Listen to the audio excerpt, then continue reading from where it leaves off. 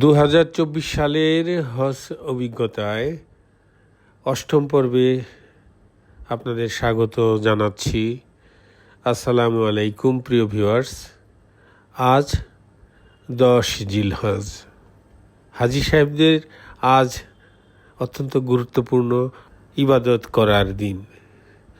এদিন ধারাবাহিকভাবে যে 4টি কাজ করতে হবে তা হলো বড় জামারা অর্থাৎ জামারা আল আকাবাতে 7টি কঙ্কর নিক্ষেপ করতে হবে, এটি ওয়াজিব।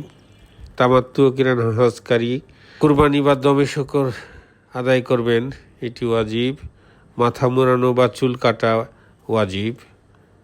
তাওয়াফে জিয়ারাহ এটা ফরজ ও সাই করা ওয়াজিব। এই কাজগুলো সম্পন্ন করতে হবে। উপরোক্ত কাজসমূহ নবী করিম সাল্লাল্লাহু আলাইহি ওয়াসাল্লাম ধারাবাহিকভাবে সম্পন্ন করেছেন। তবে কোনো বিশেষ কারণে এর ব্যত্যয় ঘটলেও 10 জিলহজ মুজদালিফার মাঠে ফরজ সালাত আদায় করলাম।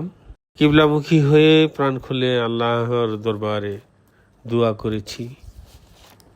তারপর সূর্যোদয়ের পূর্বেই তালবিয়া, তাকবীর ও জিকির করতে করতে মিনার উদ্দেশ্যে যাত্রা শুরু করলাম। উল্লেখ্য, মহিলা, বৃদ্ধ, দুর্বল শিশুদের মধ্যরাতের পর থেকে এই যাত্রার কিন্তু জায়েজ রয়েছে। এই যাত্রাতে মেট্রো রেলের ব্যবস্থা আছে, কিন্তু ভিড়ে সে সুযোগ পাওয়া যায়নি। যানবাহন বন্ধ ছিল, কারণ পায়ে চলা লক্ষ লক্ষ হাজিদের সুবিধার জন্য এই অবস্থায় মুজদালিফা থেকে মিনার জামারা পর্যন্ত প্রায় 7-8 কিলোমিটার ছায়া, বেশিরভাগ রোদের মধ্যে দিয়েই হেঁটে হেঁটে পাড়ি দিতে হয়েছে। দুর্ভাগ্যক্রমে মিনা মেট্রো রেল স্টেশন 1-এর পর আমি আমাদের দল থেকে বিচ্ছিন্ন হয়ে গিয়ে তৃষ্ণায় যে পরিমাণ কষ্ট পেয়েছিলাম সে বর্ণনায় যেতে চাচ্ছি না। লোকের কেউ কারোর দিকে খেয়াল করার সময় যেন নেই। প্রিয় ভিউয়ার্স, এখানে আমি আজকের কার্যক্রম সমূহের সংক্ষিপ্ত বিবরণ দিচ্ছি। প্রথমেই বড় জামারায় কঙ্কর নিক্ষেপ। জামারায় পৌঁছে তালবিয়া পাঠ বন্ধ করতে হয়, যা আর পড়তে হবে না।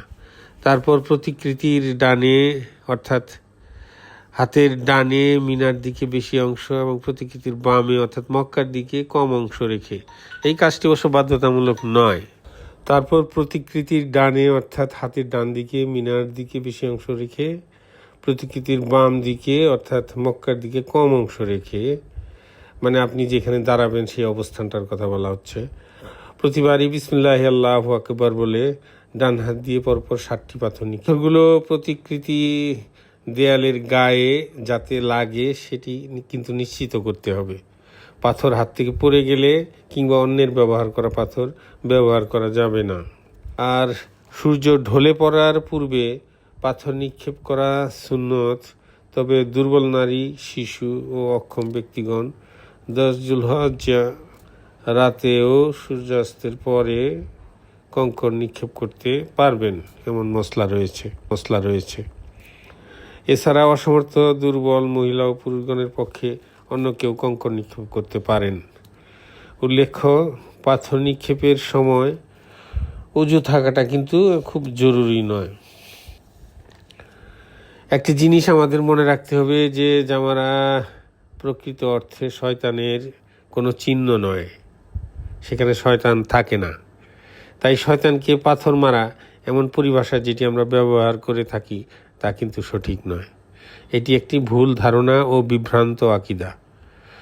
বরং এটি মহান আল্লাহ তাআলার প্রতি আনুগত্য ও ইবাদত বলেই বিবেচিত। 2 নম্বর কার্যক্রম কুরবানি বা দমে শকর আদায়। এই ওয়াজিব কাজটি মিনা বা মক্কায় হারাম সীমানার ভিতরেই সম্পন্ন করতে হয়। পাথর নিক্ষেপ শেষ হলেই কুরবানির পশু জবাই দিতে হবে। পশু জবাইয়ের সময়সীমা হলো 10 থেকে 13 জিলহজ্জা সূর্যাস্তের পূর্ব পর্যন্ত। উল্লেখ্য, এই কুরবানি ঈদুল আজহার কুরবানি নয়, এটা আমরা জানি সবাই, এবং হাজিদের ঈদুল আজহার নামাজও পড়তে হয় না।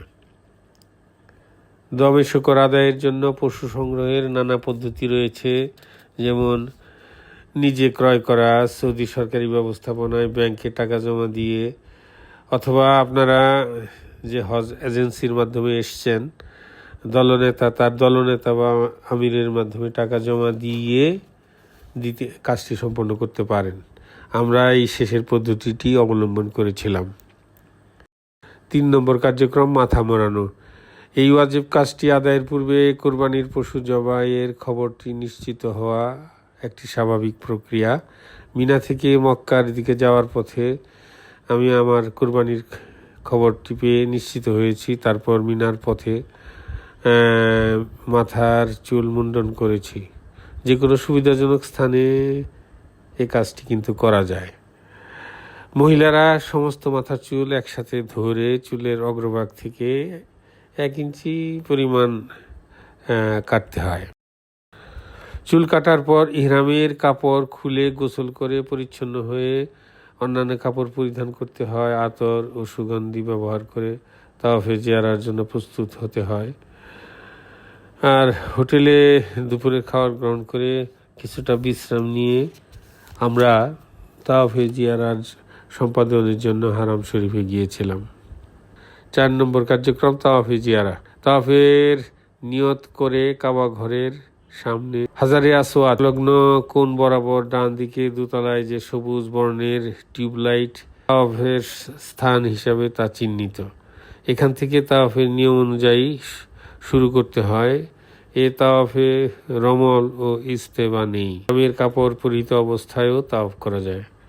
7 চক্কর তাওয়াফের পর মাকামে ইব্রাহিমের পিছনে বা হারাম শরীফের যে কোনো স্থানে যেখানে সুবিধা হয় 2 রাকাত ওয়াজিব নামাজ, এটাকে বলে ওয়াজিবুত তাওয়াফ, আদায় করতে হবে। প্রথম রাকাতে সূরা কাফিরুন, দ্বিতীয় রাকাতে সূরা ইখলাস পড়া সুন্নাত। তাওয়াফের প্রতি চক্করের জন্য আলাদা কোনো দোয়া, বিশেষ দোয়া নেই। কোনো দোয়া, তাসবিহ, তাহলিল, জিকির ও কোরআনের অংশবিশেষ তেলাওয়াত করা। তাওয়াফ ও সালাত শেষে জমজমের পানি পান করে সাফা মারওয়ার মাঝখানে সাই করতে হয়। সাই করার যে নিয়ম রয়েছে আপনারা অবগত আছেন, সেইভাবেই সাই করতে হয়। তাওয়াফ ও সাই শেষ করে রাত্রি যাপন ও অবস্থানের জন্য আবার মিনাতে ফিরে যেতে হয়। এটা সুন্নত কাজ। এইভাবে 10 জিলহজ্জা তারিখের কার্যক্রম শেষ হবে। আল্লাহ সবাইকে যথাযথভাবে তা সম্পূর্ণ করার তৌফিক দান করুন। আমিন। আজ এ পর্যন্তই। সবাইকে ধন্যবাদ।